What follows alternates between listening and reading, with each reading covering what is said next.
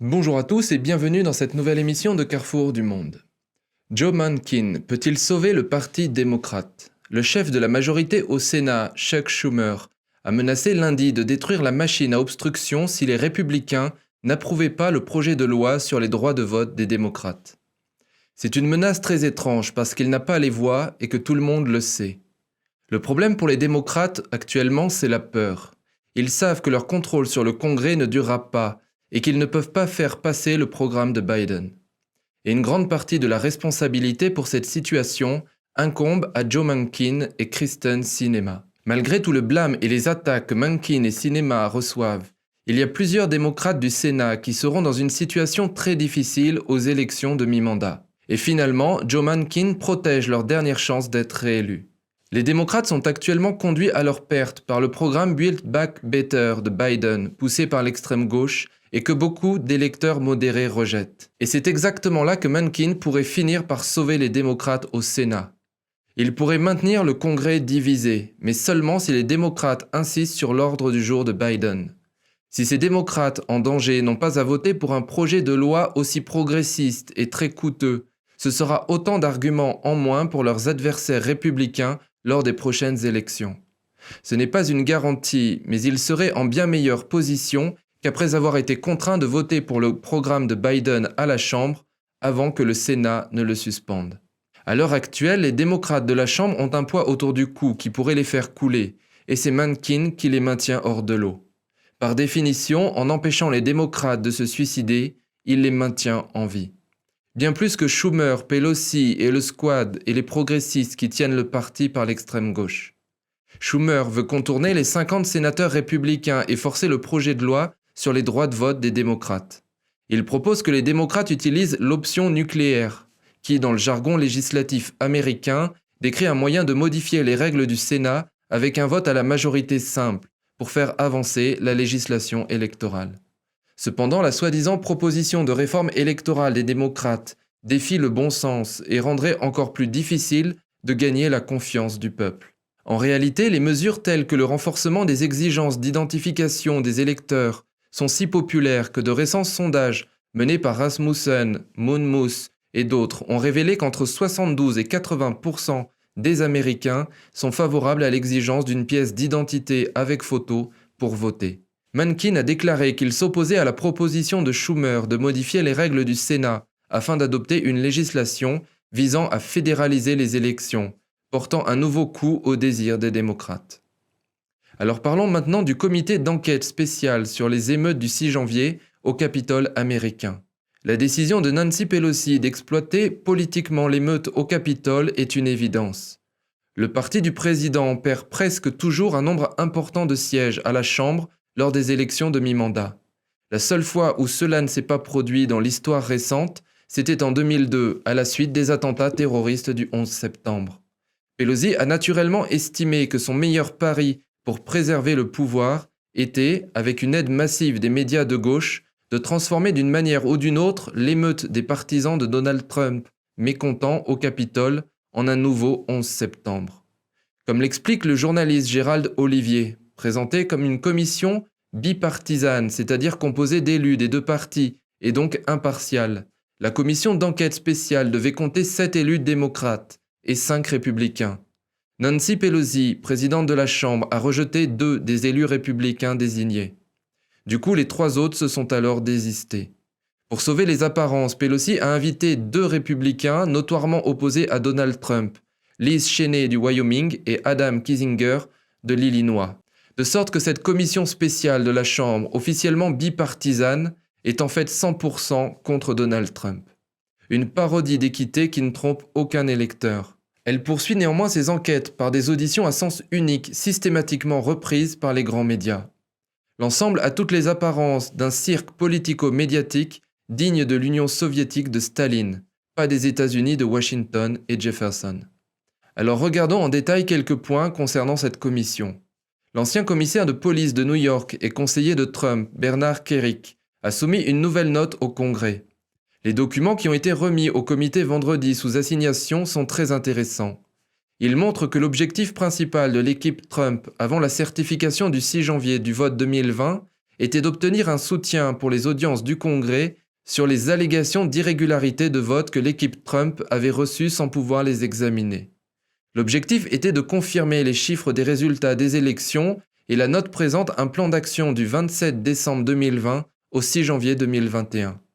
La note suggère que l'équipe juridique dirigée par l'ancien maire de New York, Rudy Giuliani, avec l'aide d'une équipe d'enquête et de recherche dirigée par Kerik, était même ouverte à la possibilité qu'il n'y ait pas eu suffisamment d'irrégularités pour modifier l'issue de victoire de Joe Biden. La note montre que la stratégie est principalement axée sur le lancement d'enquêtes judiciaires en Arizona, en Géorgie, au Michigan, en Pennsylvanie et au Wisconsin.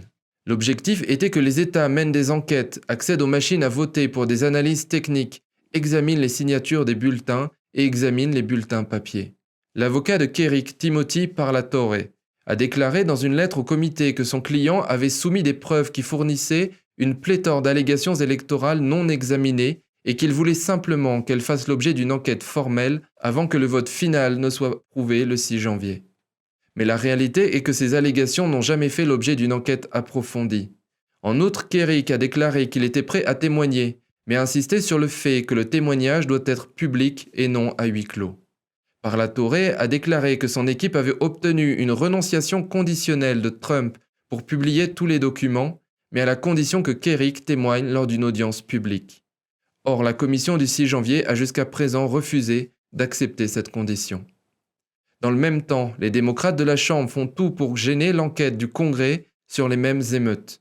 Le représentant Rodney Davis, le républicain de premier plan au sein du comité d'administration de la Chambre, a envoyé une lettre demandant au bureau de la Chambre, contrôlé par la présidente de la Chambre Nancy Pelosi, de cesser de bloquer une enquête du Congrès sur les atteintes à la sécurité au Capitole.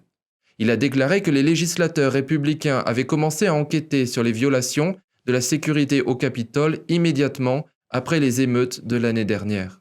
Ils ont demandé des communications entre Pelosi, le chef de la police du Capitole des États-Unis, le sergent d'armes de la Chambre et le directeur administratif de la Chambre dans les jours précédents et pendant les émeutes. Leurs nombreuses tentatives pour obtenir ces documents ont jusqu'à présent été rejetées ou ignorées. Dans sa lettre, Davis accuse les démocrates de refuser de prêter attention aux failles de sécurité mises en évidence par l'examen de l'incident du 6 janvier et de bloquer l'accès des républicains à ces dossiers de la Chambre. Pourtant, ils poursuivent pénalement les témoins qui soulèvent de véritables questions pour outrage au Congrès. Ce double standard, a-t-il dit, ne fait qu'ajouter à la preuve que l'incident du 6 janvier a été utilisé comme une arme. Alors maintenant, intéressons-nous en détail aux principaux membres de la commission d'enquête sur les émeutes du 6 janvier. Le président de la commission est Benny Thompson, également président du comité sur la sécurité intérieure de la Chambre des représentants. Benny Thompson a commencé sa carrière politique dans le Mississippi, où il a supporté plusieurs groupes marxistes. En 1962, il était sur la liste du comité de coordination de l'Alliance nationale contre le racisme et la répression politique, qui était en fait un groupe paravent d'une organisation marxiste censée défendre Angela Davis. Angela Davis, membre du Parti communiste, avait été emprisonnée pour complicité dans le meurtre d'un juge californien. En 1970, Benny Thompson était un défenseur très actif de la République de la Nouvelle-Afrique, une organisation fondée à Détroit par des radicaux noirs, des marxistes qui croyaient suivre le vieux rêve du Parti communiste des années 20. Ils voulaient créer une république socialiste noire dans le sud des États-Unis par la force des armes. Ils ont été impliqués dans plusieurs incidents violents avec la police, ont tué plusieurs policiers et Benny Thompson les a soutenus ouvertement à de nombreuses reprises. Un autre membre de la commission est Adam Schiff, l'un des pires ennemis de Trump au Congrès américain. Schiff a été élu pour la première fois au Congrès au début des années 2000 par une coalition de syndicats radicaux dirigée par l'organisation marxiste Democratic Socialist of America.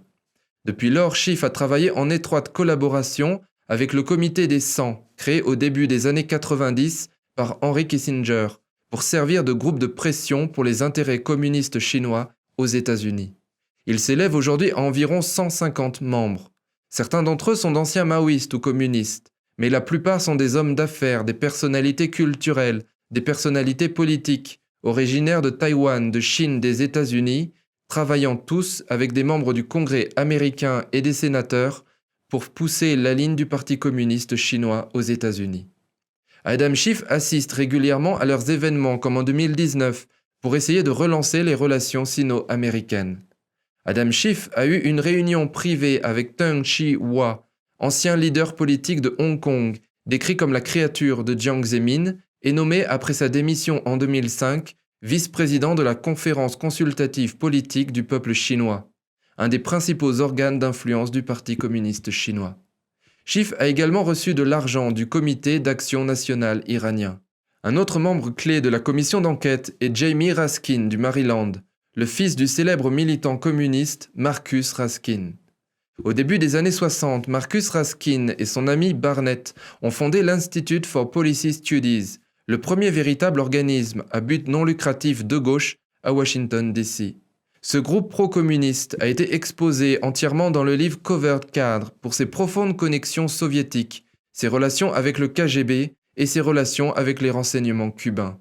Il a eu une influence énorme et a toujours une énorme influence sur la politique américaine. Beaucoup des membres du Congrès et sénateurs américains ont été impliqués à ses débuts, y compris Leon Panetta de Californie, qui est devenu plus tard le chef de la CIA et le secrétaire à la défense de Barack Obama.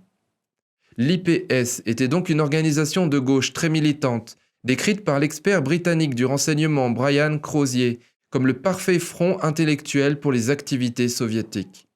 Jamie Raskin travaille également en étroite collaboration avec les Democratic Socialists of America. Il a écrit des articles pour leur magazine et employé leurs militants. Jamie Raskin faisait partie de la coalition arc-en-ciel de Jesse Jackson dans les années 80. Enfin, il est également lié au Comité d'action national iranien. Donc on voit que ce comité est très largement et profondément anti-Trump, anti-conservateur et anti-républicain. Il est composé de la branche la plus extrême du Parti démocrate et il pourrait avoir des implications importantes, voire énormes, pour les élections de mi-mandat. Il pourra faire des recommandations majeures au FBI pour sévir contre les conservateurs républicains, contre les partisans de Trump. Alors jusqu'où pourra-t-il aller ? Je cite à nouveau Gérald Olivier pour quelques rappels historiques toujours pertinents. La plupart des médias américains qualifient l'événement du 6 janvier d'insurrection armée et d'attaque la plus violente contre la capitale américaine depuis l'assaut des troupes anglaises en 1814. Si ce n'est qu'en 1814, les assaillants étaient tous des soldats, qu'ils étaient tous armés et qu'ils avaient incendié toute la ville.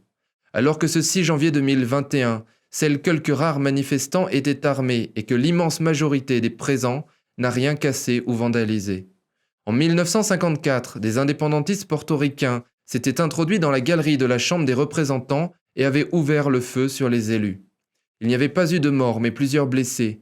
Les terroristes avaient été arrêtés, condamnés à perpétuité et finalement graciés par le président Carter, démocrate, en 1979. En 1971 et en 1983, des militants d'extrême gauche étaient parvenus à placer une bombe dans le bâtiment du Sénat. Les explosions n'avaient fait que des dégâts matériels. Les auteurs de l'attaque de 1983 appartenaient à un groupuscule communiste, la Conspiration de la Résistance, et 2 de ses membres, 2 femmes, avaient vu leur peine commuée par le président Bill Clinton, démocrate, en 2001. Cette mansuétude des présidents démocrates de l'époque contre des terroristes d'extrême gauche contraste avec la sévérité des élus démocrates d'aujourd'hui face aux quelques casseurs du 6 janvier. D'autant que pour beaucoup d'Américains, ces escarmouches ne furent rien d'autre qu'une manifestation mal encadrée, ayant dégénéré, sans même poser la question de la présence d'agents perturbateurs du FBI parmi les agitateurs. Or, l'année 2020 fut marquée par des émeutes dans les grandes villes américaines, à l'incitation du mouvement Black Lives Matter, à la suite de la mort de George Floyd. Ces émeutes ont fait au moins 25 tués, plusieurs dizaines de blessés parmi les policiers et causé plus de 2 milliards de dollars de dégâts matériels. Certains ont qualifié ces violences d'actes révolutionnaires, mais personne n'a parlé d'insurrection, même si ces émeutes en avaient toutes les apparences. Les médias et les politiques, notamment la candidate à la vice-présidence des États-Unis, Kamala Harris, ont cautionné ces violences. Mais rien de tel ne s'est produit pour les manifestations du 6 janvier. Tous ont été instantanément dénoncés comme des terroristes de l'intérieur, et les peines les plus sévères ont été requises contre eux par le tribunal médiatique. Les émeutiers sont encouragés, voire adulés quand ils sont de gauche, et impitoyablement pourchassés quand ils sont de droite. Encore une fois, jusqu'où pourra aller ce 2 poids 2 mesures avant les élections des mi-mandats en 2022? Voilà ce que je voulais vous dire pour aujourd'hui. Comme d'habitude, si vous avez apprécié cette émission, n'hésitez pas à vous abonner, partager et liker cette vidéo. Merci de m'avoir écouté. Prenons soin les uns des autres et à très bientôt.